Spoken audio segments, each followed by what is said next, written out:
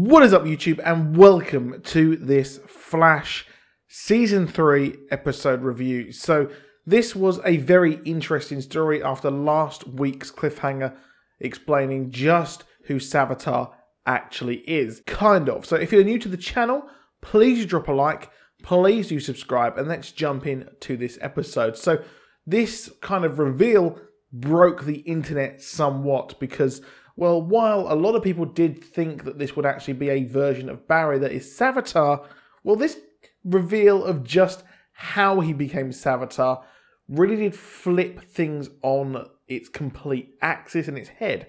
So it turns out that, well, Barry in the future creates a time remnant that he mentions in he mentioned it in 2024. These time remnants were created to try and kill Savitar, but they were all actually destroyed, mostly, as he says, but one was spared by Savitar, and Savitar was put in the Speed Force, and this was done by Savitar so he could actually have one become Savitar, so he can always exist, which then creates a circle. We get a circle where he becomes Savitar, goes back in time, creates himself, etc. So this circle of time will always exist. Now, personally, I don't really buy the reasoning that why Barry can't actually kill himself and this won't actually happen in the future because, well, they say that,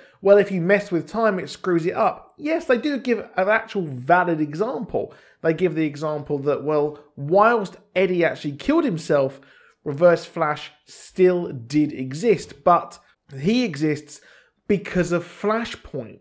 So Flashpoint messed things up. So I'm not too sure about the solidity, the solidness, if that's a word, of that reasoning. But it does give us a reason, and it gives us an example and this closed loop. As HR said, it gives us this question, or it doesn't really become a question as to who came first because, well, we exist now in this loop. So I kind of like this explanation, and I also don't like this explanation, which I'll probably cover this in huge detail in my video for tomorrow, because sadly I won't have time to make an Arrow video for you, so rest in peace.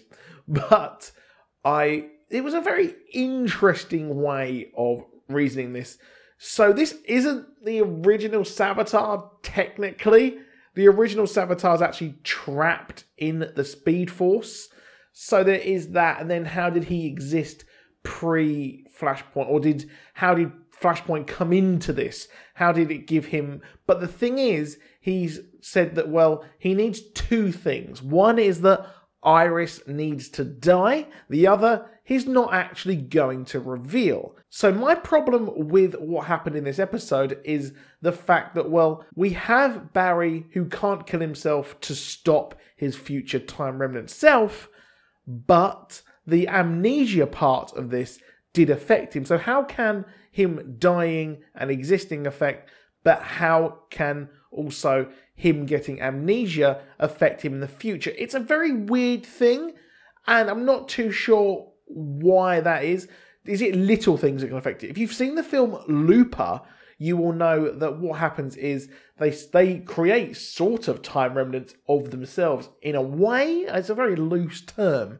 And in the past, or in the past, they go back in time and kill these people and then chop them up, and they are erased from the future after they've done all of the naughty deeds, and they complete their loop, which is kind of what we have here. So if you haven't seen Looper, it is a really, really good film that I highly recommend checking out.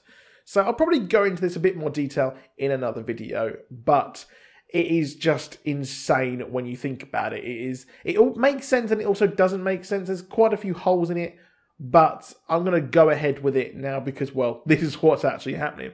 Now, for the whole actual episode, it was a lot of fun. And to me, my main problem with this season is the fact that it hasn't been what it was from the start. It hasn't been the fun, light-hearted accompaniment to Arrow, which is where Supergirl has kind of taken that fun mantle. And now they're going serious. This felt a lot more like the season 1 version of The Flash, which I absolutely loved and fell in love with as the show, because the cast, Barry, Grant Gustin, does a great job of being fun, excitable, and giving us a really enjoyable watch. But as time has gone on over the last 3 seasons, it has become even more serious. But I loved the whole thing where Barry loses his memories, which, if you watch my trailer videos and my previous videos on this, I wasn't too excited for it, but I did really enjoy the execution of Barry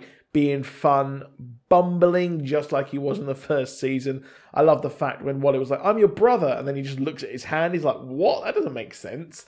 It was just really cool, and seeing the Heatmonger bit, the subtle bit where Heatmonger looked back and he looked at Julian, and then he had Cisco trying to save him and say, "Oh, I liked it." That was just fun, and it was great comedy, great writing, just a superb filler episode. Yes, this was filler, but it was fantastic filler that weirdly moved the story along, and Andrew Deck is amazing as Tracy Brand. It was enjoyable watching her and HR kind of flirt. They're like, "Speed Force Cannon," and all that. It was just great. I really, really did think they had some great chemistry there, to be honest. So hopefully she survives. There's some very interesting leaked photos of her going. If you remember the ones where we thought it was Nora Allen, no, we were wrong. It was Tracy Brand who is going with Barry into a portal, which I'm possibly theorizing could be him going to Joy's Iris in the future. Yeah, I'll probably do a video on that as well. Do subscribe as well if you don't want to miss that. But this episode, fun. Just the general gist of it was enjoyable, which is weird because we are into a very, very late in the game episode here, aren't we? We had Killer Frost as well. We saw the eyes flicker. So is Killer Frost, or is Caitlin slowly fighting this invasion of Killer Frost into her personality? Which, you know what? We've seen pictures of Caitlin at the funeral. It's just kind of really up in the air. I really did like Killer Frost. And we've heard the show's creators and producers say that, well, Killer Frost is Caitlin. That is who she is now. But Julian absolutely loves her to bits, which means possibly Julian is for the chop, because Caitlin does not have the best track record when it comes to boyfriends surviving, does she? Ronnie, Hunter Zolomon, and now Julian. Poor old Julian. She certainly does seem to have a type, doesn't she? But we've got King Shark returning, and we saw that orb thing as well, which is going to be really curious there. We've got Captain Cold returning next week, so I'm going to be interested to see which version of Captain Cold is being returned to the show, because obviously he is dead in the future. But you know what?